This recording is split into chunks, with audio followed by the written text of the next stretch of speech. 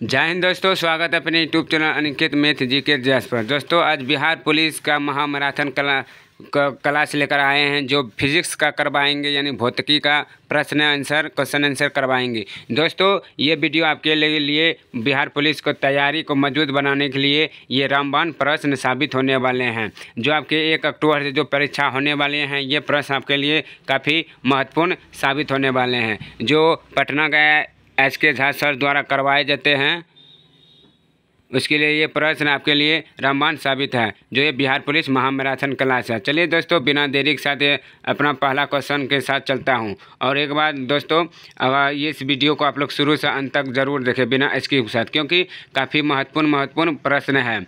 और दोस्तों आपसे एक रिक्वेस्ट है, अगर इस वीडियो अच्छी लगती है तो लाइक कीजिएगा, और चैनल पर पहली बार आए तो सब्सक्राइब करना ना भूलें। चलिए दोस्तों, बिना देरी के साथ अपना प्रश्न के साथ चलता हूँ फर्स्ट क्वेश्चन के साथ।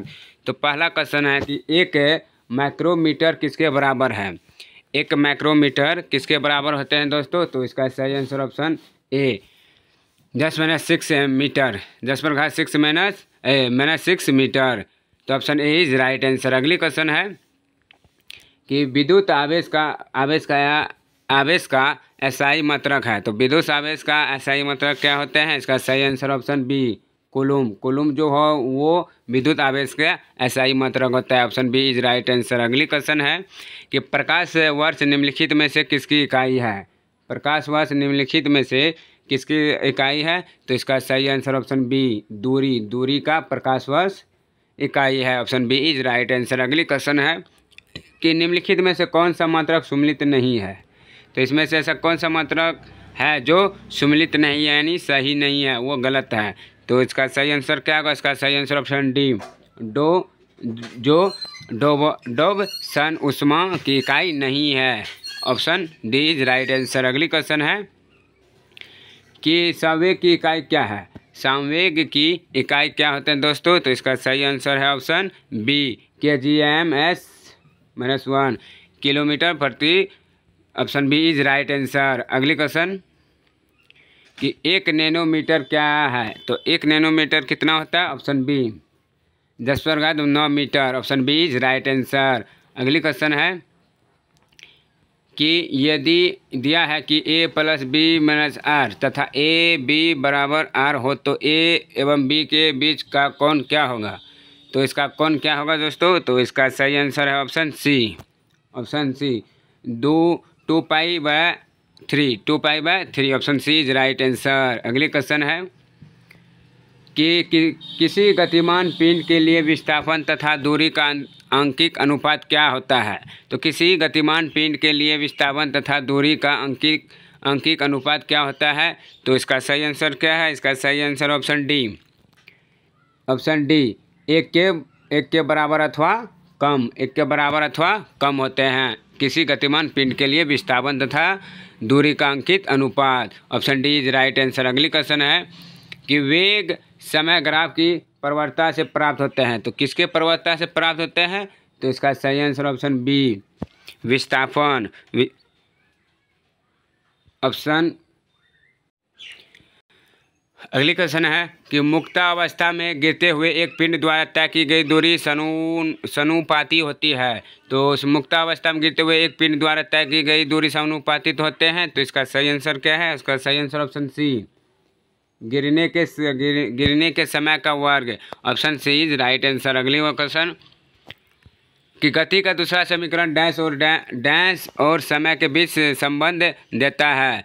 तो गति का दूसरा समीकरण क्या होता है जो डैश और समय के बीच संबंध देता है? तो इसका सही आंसर क्या है? इसका सही आंसर ऑप्शन डी स्थिति और समय के बीच संबंध देता है। Option D is right answer. अगली क्वेश्चन है कि कोई पिंड भी के साथ ऊपर की ओर ऊर्ध्वाधर रूप से फेंका जाता है। यह ऊंचाई h तक बाद पृथ्वी की ओर लौट आता है। तो पिंड द्वारा तय की गई दूरी तथा विस्थापन का अनुपात क्या है? तो इसका अनुपात क्या होता है? तो ये अनंत होता है। Option D is right answer. अगली क्वेश्चन कि गति को सर्वप्रथम किसने परिभाषित किया। तो काफ़ी महत्वपूर्ण क्वेश्चन है। तो गति को सर्वप्रथम किसने परिभाषित किया? तो इसका सही आंसर ऑप्शन ए गैलीलियो ने गति का सर्वप्रथम परिभाषित किया। Option A is right answer. और न्यूटन क्या किया है, और ये केपलर क्या किया है, ये ग्रहों का गतिज नियम, और ये न्यूटन क्या किया है। तो इसका सही आंसर आप लोग कमेंट में बताएं कि चिमटा टाइफरटॉक्स यानी किस प्रकार के उत्तोलकों का उदाहरण है। चिमटा जिसे हम टाइफरटॉक्स कहते हैं वो किस प्रकार के उत्तोलक का उदाहरण है। तो इसका सही आंसर क्या है, इसका सही आंसर ऑप्शन सी तृतीय प्रकार का, option C is right answer. अगली क्वेश्चन कि किसी पिंड का जड़त्व है, तो किसी पिंड का जड़त्व होता है तो वो कौन सा होता है। इसका सही आंसर ऑप्शन सी उसकी गति की अवस्था में परिवर्तन को प्रतिरोध करता है, option C is right answer. अगली क्वेश्चन कि सार्वभौमिक गुरुत्वाकर्षण नियतांक जो जिसे जी के मूल्य की खोज किसके द्वारा की गई थी। तो जैसे सार्वभौमिक गुरुत्वाकर्षण यानी जी के मूल्य की खोज किसके द्वारा की गई थी। तो इसका सही आंसर क्या है, तो इसका सही आंसर है option A Henry Cavendish, option A is right answer. अगली क्वेश्चन कि निम्न में से कौन से भौतिकविदों ने उत्प्लावन बल्ब के अस्तित्व की व्याख्या की है। तो किसने किया भौतिक उत्प्लावन बल्ब की व्याख्या। तो इसका सही आंसर है ऑप्शन ए आर्किमिडीज ने, option A is right answer. जो भौतिक का उत्प्लावन बल की व्याख्या किया है, option A is right answer. अगली क्वेश्चन कि निम्नलिखित में से न्यूटन का कौन सा गति नियम है जो दीवार पर फेंका हुआ गेंद टकरा कर वापस लौटता है के संबंध में व्याख्या प्रदान करता है। वो कौन सा नियम है। तो इसका सही आंसर है ऑप्शन सी तीसरा गति नियम। तो गति का तीसरा नियम होते हैं, option C is right answer. अगली क्वेश्चन है कि कारकों के ब्रेकिंग पैड में डैश के गुण का उपयोग किया जाता है। तो किसका उपयोग किया जाता है कारों के ब्रेकिंग पैड में। तो इसका सही आंसर है ऑप्शन डी घर्षण का सकारात्मक प्रभाव, option D is right answer. अगली क्वेश्चन है कि बल्ब की परिभाषा को किसके आधार पर व्याख्यायित किया जा सकता है। तो किसके आधार पर व्याख्यायित किया जा सकता है बल्ब का। तो इसका सही आंसर क्या है। तो इसका सही आंसर है ऑप्शन बी न्यूटन के गति का पहला नियम, option B is right answer. अगली क्वेश्चन एक व्यक्ति स्थिर पानी में नाव पर खड़ा है, यदि वह नाव तट की ओर चलता है तो नाव क्या होता है। तो यह ऑप्शन सी तो तट की ओर चले जाएगी, option C is right answer. अगली क्वेश्चन सी नहीं, ऑप्शन ए नाव तट से दूर चले जाएगी। यदि एक व्यक्ति स्थिर पानी में नाव पर खड़ा है, यदि वह नाव तट की ओर चलता है तो नाव क्या होता है। तो वो नाव तट से दूर चले जाएगी, option A is right answer. अगली क्वेश्चन डैश प्राकृतिक में अकेले कभी नहीं होता है। तो किस में प्राकृतिक में अकेले कभी नहीं होता है। तो इसका सही आंसर है ऑप्शन ए बल्ब जो होते हैं वो प्रकृति में अकेले कभी नहीं होता है, option A is right answer. अगली क्वेश्चन कि यांत्रिक ऊर्जा किनका योग होता है। यांत्रिक ऊर्जा किनका यांत्रिक योग होता है। तो इसका सही आंसर है ऑप्शन ए गतिज ऊर्जा प्लस स्थिर ऊर्जा जो यांत्रिक ऊर्जा का योग होती है, option A is right answer. अगली क्वेश्चन कि किसी वस्तु द्वारा उसकी स्थिति या विन्यास द्वारा प्राप्त ऊर्जा को कहा जाता है। तो जैसे किसी वस्तु द्वारा उसकी स्थिति या विन्यास द्वारा प्राप्त ऊर्जा को क्या कहा जाता है। तो इसका सही आंसर है ऑप्शन सी स्थिति ऊर्जा कहा जाता है, option C is right answer. अगली क्वेश्चन है इनमें से किसे ना तो बनाया जा सकता और ना ही नष्ट किया जा सकता है। तो वो कौन है। तो इसका सही आंसर है ऑप्शन डी यानी ऊर्जा, option D is right answer. जो ऊर्जा होती है ना ये बनाया जा सकता और ना नष्ट किया जा सकता, option D is right answer. अगली कि किसी संकुचित स्प्रिंग के समान लंबाई के स्प्रिंग से अधिक ऊर्जा होती है, क्योंकि स्प्रिंग संकुचित होने के कारण इसमें निम्न से क्या होता है। तो इनमें से निम्न में से क्या होता है। तो इसका सही आंसर ऑप्शन बी स्थित ऊर्जा होती है, option B is right answer. अगली क्वेश्चन है एक हॉर्स पावर किसके बराबर होते हैं। एक हॉर्स पावर किसके बराबर होता है। ऑप्शन बी 786 वाट के बराबर होता है एक horse power, option B is right answer. अगली क्वेश्चन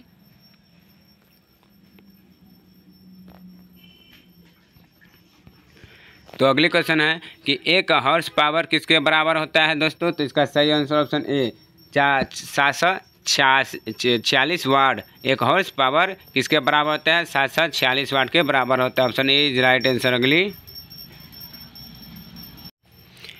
तो option A is right answer, 746 वाट के बराबर होते हैं। अगली क्वेश्चन है कि किसी जल विद्युत गृह में विद्युत ऊर्जा में परिवर्तन होने वाली ऊर्जा कौन सी है? तो कौन सी है जो जल विद्युत गृह में विद्युत ऊर्जा में परिवर्तन होने वाली ऊर्जा कौन सी है? तो इसका सही आंसर है ऑप्शन डी, गति ऊर्जा होती है। Option D is right answer. अगली क्वेश्चन है कि शक्ति का सूत्र है, तो शक्ति का सूत्र है, तो शक्ति के सूत्र क्या होते हैं? तो इसका सही आंसर है, तो इसका सही आंसर ऑप्शन बी, कार्य और समय होते हैं शक्ति का मात्रा। Option B is right answer. अगली है कि 1 किलोवाट घंटा बराबर होता है, तो 1 किलोवाट घंटा किसके बराबर होता है? तो इसका सही आंसर है option A, 36 Guna 10⁵ joule. Option A is right answer. अगली क्वेश्चन है कि तेज गति से आने वाली क्रिकेट गेंद एक को पकड़ते समय एक क्षेत्ररक्षक अपनी बाँह को पीछे की ओर क्यों करता है? जवाब है, और गेंद को कैच पकड़ते समय एक क्षेत्ररक्षक यानी जो खिलाड़ी होते हैं वो अपनी बाहों को पीछे और क्यों करता है? क्योंकि इसका सही आंसर क्या होगा? तो इसका सही आंसर ऑप्शन सी, क्योंकि वह लंबे समय तक कम बल का अनुभव करता है, इसलिए कैच लेते समय खिलाड़ी अपने हाथों को पीछे करते हैं, क्योंकि वो लंबे समय तक कम बल का अनुभव करता है। Option C is right answer. अगली क्वेश्चन है कि जब आप एक कोइल स्प्रिंग को कम प्रेस करते हैं तो आप उस पर काम करते हैं पर्याप्त स्थित ऊर्जा डैश है, तो वो कौन सा स्थित ऊर्जा होते हैं? तो इसका सही आंसर ऑप्शन सी, बढ़ती है, तो वो स्थिति ऊर्जा क्या होता है? वो बढ़ती है। Option C is right answer. अगली क्वेश्चन है कि गुरुत्वाकर्षण के नियम में राशि जी का क्या मान होता है? जो गुरुत्वाकर्षण होता है उसके नियम में जो जी रहता है, जी से गुरुत्वाकर्षण, तो उसका क्या नियम मान है? तो इसका सही आंसर है ऑप्शन डी, ऑप्शन डी, यानी पृथ्वी के द्रव्यमान एवं त्रिज्या पर निर्भर करती है, जो जी का मान होते हैं। Option D is right answer. अगली क्वेश्चन है कि किसी पिंड का वायु में भार 10 N, जल में पूरा डुबाने पर इसका भार केवल 8 N है, तो पिंड द्वारा विस्थापन भार क्या होता है? तो इसका सही आंसर क्या होगा? 2 होता है, जो जैसे F बराबर AM यानी आई, तो इसका सही आंसर क्या होगा? जैसे 10/8, तो इसको काट देंगे तो बराबर क्या होगा? तो इसका काट कर इसको घटा करके यानी 10 - 8 को घटा देंगे तो इसका कितना बचेगा? 2N बच जाता है। Option A is right answer. तो भार का एसआई मात्रक क्या है? तो भार का एसआई इकाई क्या होता है? तो इसका सही आंसर क्या है दोस्तों? तो इसका सही आंसर है ऑप्शन ए, नहीं ऑप्शन बी, न्यूटन। भार का इकाई क्या होता है? बी, ऑप्शन बी, न्यूटन होते हैं। Option B is right answer. अगली क्वेश्चन है कि गुरुत्वाकर्षण नियतांक जी का मान क्या होता है? गुरुत्वाकर्षण जी का मान क्या होता है दोस्तों? तो इसका सही आंसर है ऑप्शन डी, 6.6734 गुना 10⁻11 N-m² प्रति kg²। Option D is right answer. अगली क्वेश्चन है यदि 2 वस्तुओं के द्रव्यमान को 3 गुना कर दिया जाए तो दोनों वस्तुओं के बीच बल्ब होगा। तो दोनों वस्तुओं के बीच बल्ब क्या हो जाता है? यदि 2 वस्तुओं के द्रव्यमान को 3 गुना कर दिया जाए तो दोनों वस्तुओं के बल्ब का मान क्या होगा? तो इसका सही आंसर ऑप्शन सी, बल्ब 9 गुना हो जाएगा। Option C is right answer. अगली क्वेश्चन है कि चंद्रमा पर आवाज़ क्यों नहीं सुनाई जा सकती है? चंद्रमा पर आवाज़ क्यों नहीं सुनाई जा सकती है चंद्रमा पर? तो इसका सही आंसर है दोस्तों, इसका सही आंसर ऑप्शन सी, चंद्रमा पर कोई वायुमंडल नहीं है और ध्वनि बिना माध्यम की यात्रा नहीं कर सकती, इसीलिए चंद्रमा पर आवाज़ सुनाई नहीं जा सकती। Option C is right answer. अगली क्वेश्चन है पृथ्वी की सतह पर पलायन वेग लगभग है, तो पृथ्वी की जो सतह पर पलायन कितना है? तो इसका सही आंसर, तो कितना होता है पलायन पर पृथ्वी का वेग? तो इसका सही आंसर ऑप्शन बी, 11.2 किलो प्रति second. Option B is right answer. और दोस्तों चंद्रमा पर कितना होता है पलायन वेग? तो इसका सही आंसर क्या होगा? 2.34 किमी प्रति सेकेंड। ऑप्शन, तो चंद्रमा पर कितना होता है? 2.34 किलो प्रति सेकेंड। ऑप्शन, तो इसका सही आंसर ऑप्शन बी। अगली क्वेश्चन है पृथ्वी के चारों ओर चंद्रमा की गति के डैश के कारण होती है। पृथ्वी के चारों ओर चंद्रमा की गति किसके कारण होती है दोस्तों? तो इसका सही आंसर है ऑप्शन ए, गुरुत्व बल के कारण जो पृथ्वी के चारों ओर चंद्रमा गति करती है। Option A is right answer. Washing machine के कार्य प्रणाली निम्नलिखित सिद्धांतों पर आधारित है। तो किसका सिद्धांत पर आधारित है वॉशिंग मशीन? तो इसका सही आंसर है ऑप्शन ए, अब केंद्र पर जो वॉशिंग मशीन होते हैं, मशीन की कार्य प्रणाली जो होते हैं वो अब केंद्र पर आधारित होते हैं। Option A is right answer. Rail पटरी पर वक्र पर झुकी रहती है क्योंकि रेल पटरी वक्र पर झुकी रहती है क्योंकि वो किसके कारण झुकी रहती है दोस्तों? तो इसका सही आंसर ऑप्शन सी, आवश्यक अभिकेंद्रित बल्ब के लिए वो झुकी रहती है रेल पटरी पर। Option C is right answer. अगली क्वेश्चन है, लट्टू को घूमना किसका एक उदाहरण है? जो लट्टू घूमता है वो किसका एक उदाहरण है दोस्तों? तो इसका सही आंसर ऑप्शन ए, केंद्राभिमुख बल्ब। Option A is right answer. कि पानी के द्वारा ऊपर की तरफ लगाया गया बल्ब क्या कहलाता है? पानी के द्वारा ऊपर की तरफ लगाया बल्ब को क्या कहते हैं दोस्तों? तो इसका सही आंसर है ऑप्शन सी, उत्प्लावन बल्ब कहलाता है। Option C is right answer. अगली क्वेश्चन है, उत्क्षेप बल्ब और भार कार्य करते हैं। उत्क्षेप बल्ब और भार कार्य करते हैं। तो इसका सही आंसर है ऑप्शन बी, विपरीत दिशाओं में कार्य करते हैं। जो उत्क्षेप बल्ब और भार कार्य करते हैं विपरीत दिशाओं में। Option B is right answer. बर्फ़ है पानी पर तैरता है क्योंकि इसका घनत्व क्या होता है? तो बर्फ़ है पानी पर तैरता है तो इसका घनत्व क्या होता है दोस्तों? इसका घनत्व क्या होता है? ऑप्शन बी, पानी से कम होते हैं बर्फ़, इसीलिए बर्फ़ पानी पर तैरती है। क्योंकि देखिए मान के चलिए ये एक गिलास है, यहाँ एक बर्फ़ है, बर्फ़ पर जो है एक मिनट, तो यानी देखिए ये एक गिलास है, गिलास में पानी है और इसके ऊपर में एक बर्फ़ है। क्यों है? क्योंकि बर्फ़ जो पानी देने के बाद वो क्या करता है? तैरता है। क्योंकि उसका पानी से क्या होता है? भार कम हो जाता है। पानी से क्या होता है? भार कम होता है, इसीलिए बर्फ़ पानी में तैरता है। Option B is right answer. अगली क्वेश्चन है, सापेक्ष घनत्व डैश के बराबर होते हैं। तो सापेक्ष घनत्व किसके बराबर होते हैं दोस्तों? तो इसका सही आंसर ऑप्शन सी, पदार्थ का घनत्व या पानी का घनत्व। Option C is right answer. अगली क्वेश्चन है कि एक द्रव की बूंद संयोजित होती है क्योंकि इसके कणों का आकर्षक इसका संभव क्षेत्रफल न्यूनतम करता है। इस परिघटन घटना को क्या कहा जाता है? तो इसका सही आंसर ऑप्शन ए, तो इस घटना को पृष्ठ तनाव कहा जाता है। Option A is right answer. अगली क्वेश्चन है कि निम्नलिखित में से दाब की विवरण सूत्र क्या है? तो निम्नलिखित में से दाब का विवरण सूत्र क्या होता है? तो इसका सही option B, ml1T2। Option B is right answer. अगली क्वेश्चन है, एक जो होता है दाब की विवरण जो सूत्र होता है वो होता है बी, यानी ml-1T2। Option B is right answer. अगली क्वेश्चन कि निम्न में से क्या आर्किमिडीज के सिद्धांत पर आधारित है? तो किस पर आर्किमिडीज के सिद्धांत पर आधारित है दोस्तों? तो आर्किमिडीज यानी ऑप्शन डी, ओडोमीटर पर। ऑप्शन डी, ओडोमीटर पर आधारित है आर्किमिडीज का सिद्धांत। Option D is right answer. चलिए दोस्तों, आज के लिए बस इतना ही। जो मैंने 50 क्वेश्चन करवाए हैं ये आप लोग के लिए बिहार पुलिस का महामैराथन क्वेश्चन था, जो आपके बिहार पुलिस को मौजूद बनाने के लिए काफ़ी महत्वपूर्ण है। दोस्तों, इस वीडियो को आप लोग इसीलिए हम जो इस वीडियो बनाए हैं छोटा इसीलिए बनाया है क्योंकि आप लोग को रिवाइजिंग करने में अच्छा लगे। क्योंकि बड़ा वीडियो बनने पर रिवाइजिंग नहीं कर सकते हैं क्योंकि टाइम अधिक होता है, तो इसीलिए हम छोटा छोटा पार्ट करवाए हैं ताकि आप लोग को रिवाइजिंग करने में काफ़ी मदद मिले। अगर दोस्तों अगर यह वीडियो आप लोग को अच्छे लगा तो प्लीज़ लाइक कीजिए और चैनल पर हमारे नए हैं तो सिर्फ सब्सक्राइब करना ना भूलें। चलिए दोस्तों, फिर मिलता है इससे आगे वाला पार्ट लेकर, यानी 51 नंबर से दूसरा वीडियो के साथ। चलिए आज के लिए बस इतना ही, फिर मिलता हूँ नेक्स्ट क्वेश्चन के साथ। तब तक के लिए धन्यवाद, बाय।